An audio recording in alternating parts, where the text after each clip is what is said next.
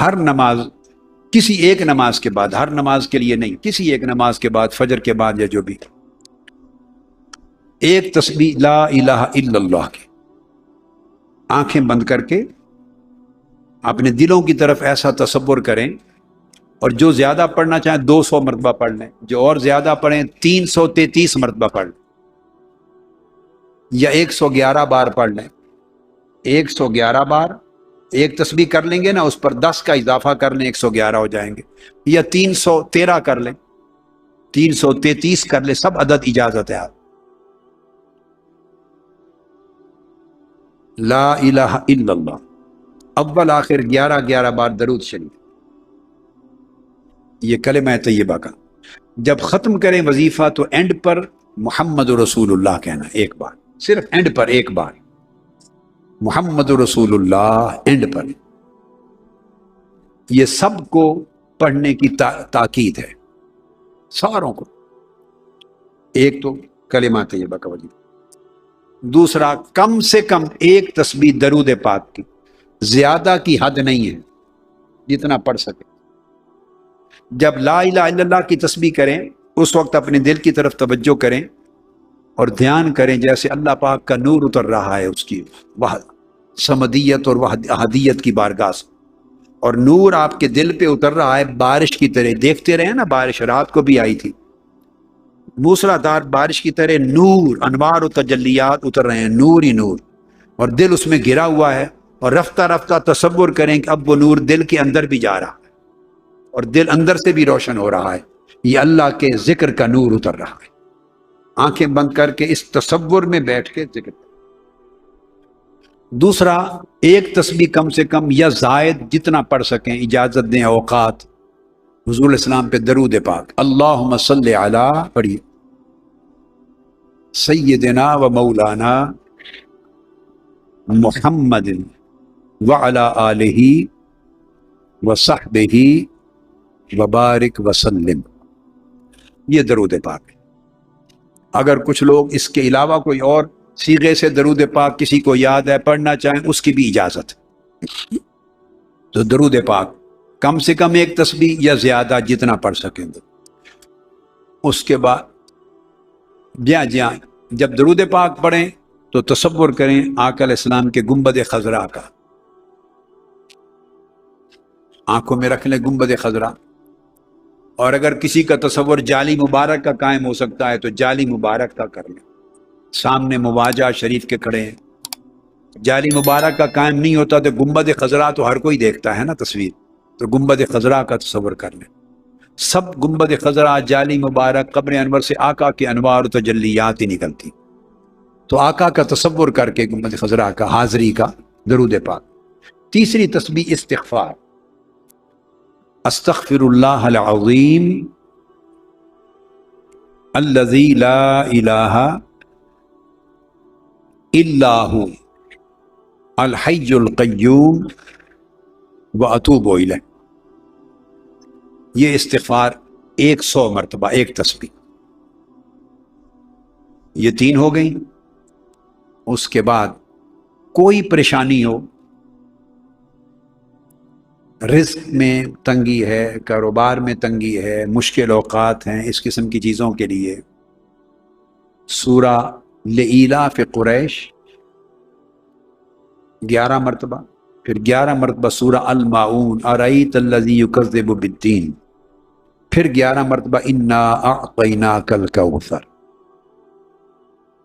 خوف ہو، غم ہو، پریشانی ہو، رزق میں کمی ہو، جاب کا مسئلہ ہو، کاروبار میں برکت کا ہو، ان تمام امور کے لیے یہ 3 صورتیں اکٹھی ہیں، ان کو 11 بار پڑھنا ہے۔ اول آخر 3 بار درود شریف، 11 بار پڑھیں۔ ٹائم کی اجازت ہے آپ کو، ایک ٹائم بنا لیں جو آپ کو سہولت ہو۔ 2 نفل مغرب کے بعد پڑھیں، صلاۃ الحاجہ، مغرب کی سنتوں کے بعد ہی بشک یہی نیت کر لیں۔ پہلی رکعت میں قل یا ایھا الکافرون، دوسری میں قل ھو اللہ احد، یہ پڑھ کے 2 رکعت نفل پڑھ کے تو پھر دعا کر لیں، اور اگر اس ٹائم وقت اجازت دے تو یہ 3 صورتیں جو بتائی ہیں اس کے ساتھ ملا لیں الکوثر تک۔ القریش، المعون، الکوثر، یہ روزگار، پریشانیاں وغیرہ معاملات۔ اگر کوئی جی نہیں، یہ صورتیں تین تین دفعہ بھی پڑھ سکتے، مگر 11 بار پڑھیں تو اچھا، 11 بار تینوں صورتیں، درود پاک اول آخر 3 بار۔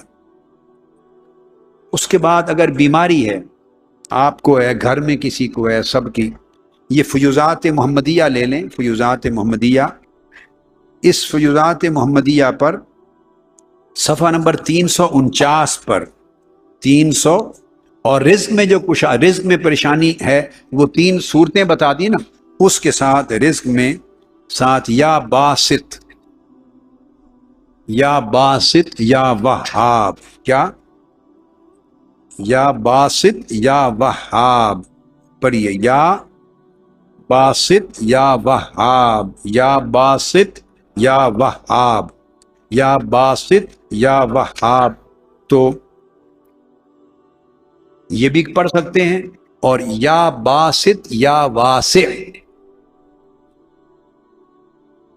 واسع وسعت سے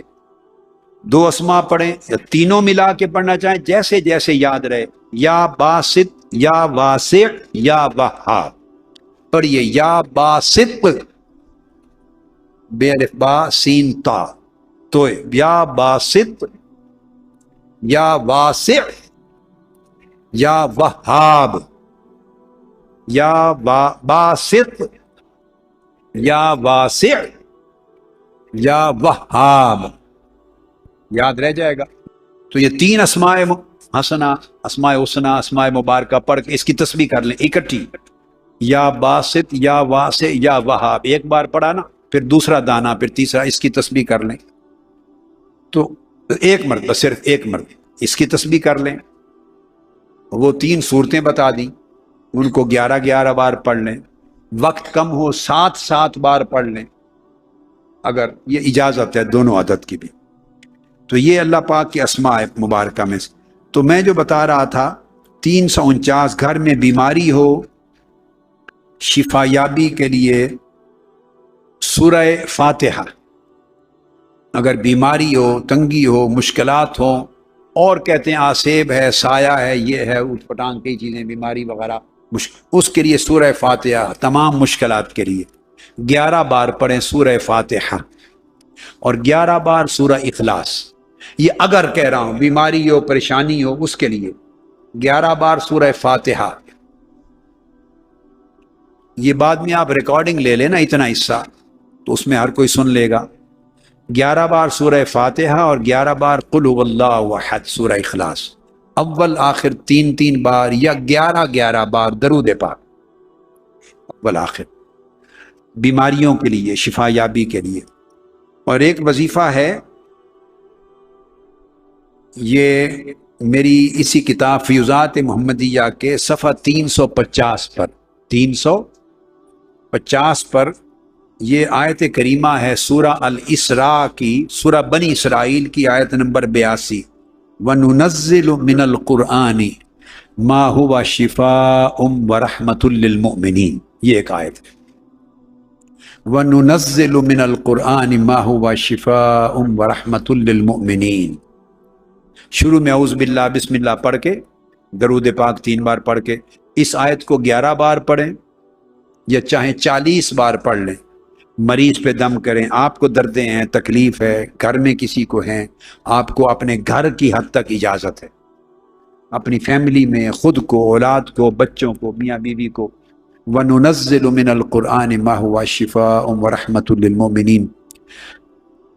7 بار بھی پڑھنے کی اجازت ہے، 11 بار بھی پڑھ سکتے ہیں، 21 بار بھی پڑھ سکتے ہیں، 40 بار بھی پڑھ سکتے ہیں۔ اگر بخار ہو گھر میں، بہت سخت بخار نہیں اتر رہا، اس کے لیے اسی کتاب کے صفحہ 351 پر، اسی کا اگلا صفحہ، یہ 350 تھا، اب 351،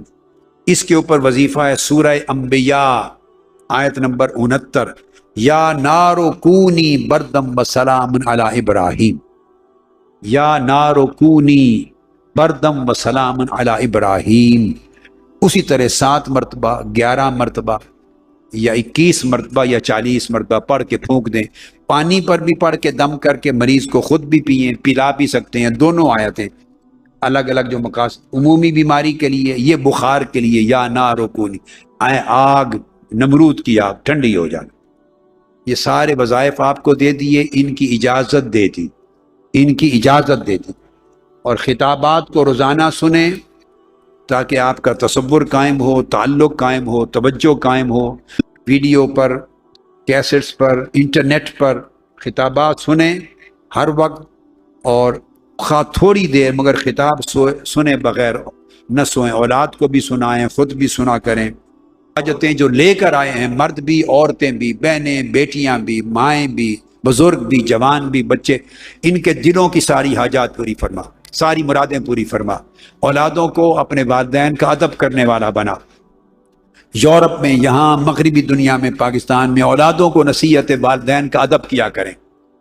غیر مسلم دنیا میں اور آج کی مادی دنیا میں اولاد اور بچے ادب نہیں کرتے، ادب چلا گیا ہے۔